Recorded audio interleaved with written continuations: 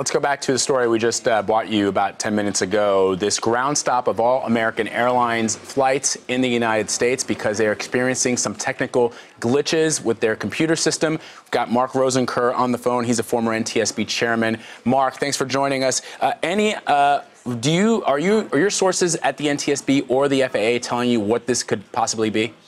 No, the American Airlines has not shared that publicly. At this point, they're just calling it technical issues.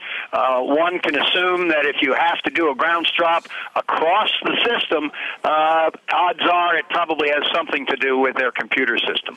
Yeah, our transportation correspondent, Chris Van Cleve, says they're in the process of a merger system with U.S. Air, and so perhaps that could be part of the problem, software glitches that may be in terms of trying to get these two systems together.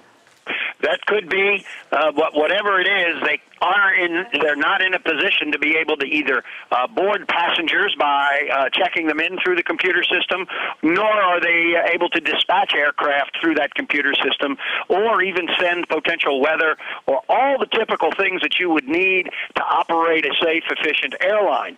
We've seen this thing before. We've seen it with United Airlines only several months ago. It has happened to them a couple of times where they have actually had to ground their system until they, in fact, could get their computers back up. We don't know exactly what is wrong here, but clearly it is severe enough where they had to do a ground stop to the entire fleet.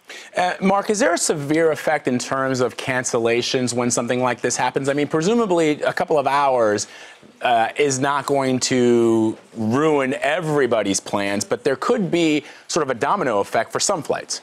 Absolutely, Vlad. Not only are you going to miss connections, put aircraft in places that are supposed to be places where they're not right now, but you've got crew issues as well. Remember that the pilots are only allowed to work a certain amount of time and actually fly a certain amount of time. So if for the longer flights that are scheduled, these people may well be out of legal time to fly, and thereby you're going to have to put a new crew on. And Mark, explain to our audience, I mean, aren't there sort of windows that planes can land? In other words, if you're on a flight and the delay is so severe that the airport that you're headed to can't take that flight in, what are those windows? Well, it depends upon where you're going. It depends upon the type of aircraft. Depends upon how late you are in the schedule. That's not as difficult as it is, again, more, I think, issues with crew hours and also potential for weather.